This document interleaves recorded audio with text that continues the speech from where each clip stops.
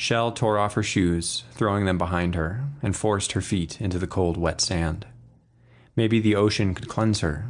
Maybe she could beat the inner ache and clash it into submission by pummeling it with all her might, stroke after stroke. Maybe the pure power of water would turn back time and make reality play out like the films she'd watched growing up, a Hollywood kiss and fade to black. She couldn't line up that picture with the way Jeremy had used her, with the shards of her friendships, with her parents' blindness to all the change she was going through, and how little they had prepared her for the barrenness that lay before her. Here she stood, in the mist on Ocean Beach at the edge of San Francisco, her fists clenched, jaw tight, body rigid, wanting to scream, to yell obscenities at the universe. She might as well be on a deserted island in the thick darkness with no one in sight. Her black hair blew around her face and shoulders in the crisp January wind. Her small body firm in the sand, she felt she could have withstood a hurricane if it plowed through, yet at the same time she wanted to leap out of herself. She glared into the blackness of the ocean beyond the crashing waves through tears, which she batted away, though they would refill. She ran numbing fingers over her flat cheeks and dampened nose, and her pale skin blushed red. Then she moved her hands to her chest, tensing into fists, tearing and screaming at the dark shadow that had entered her heart, but she couldn't pull it out. The rush of adrenaline nearly lifted her feet. She had swum in the ocean before, but not at night, and not when it was so gusty and rough. But she was running before she knew what she was doing. A force stronger than her fear compelled her to free herself, somehow, from the blaring dissonance.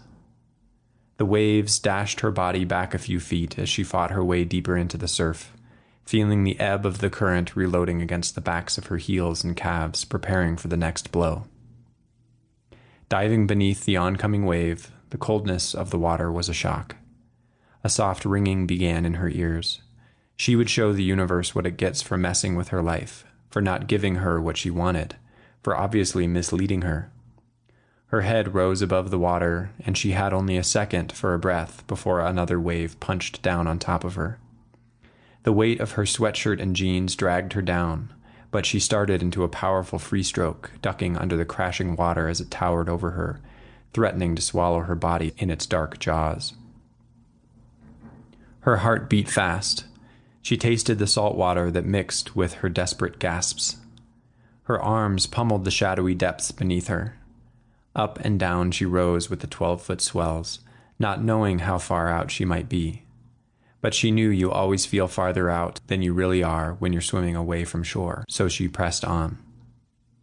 All she could hear was her breath, her heartbeat, the way the wind howled by her ear when she turned her head to breathe in, and how it transformed into a deep roar when her ear submerged again. Her strokes lengthened as her core grew warm with intense effort. But she knew she couldn't stay out too long in this winter water, so she slowed and let her legs dip deep below her, turning her eyes upward to look at the billions of distant stars in the night sky. Just as she looked up, she felt a current pull at her feet. She tried to fight it, but it grabbed with urgency to take her further out from shore. Her mind kept telling her to stay calm, but her eyes dashed to the bobbing yellow lights on the coast between leaden strokes. She kept trying to get out of this relentless funnel that held her legs fast, but her arms singed and numbed. Shel screamed before she went under. Her body sank with the weight of her clothes, and she swallowed water in the constant rushing and cycling of air bubbles.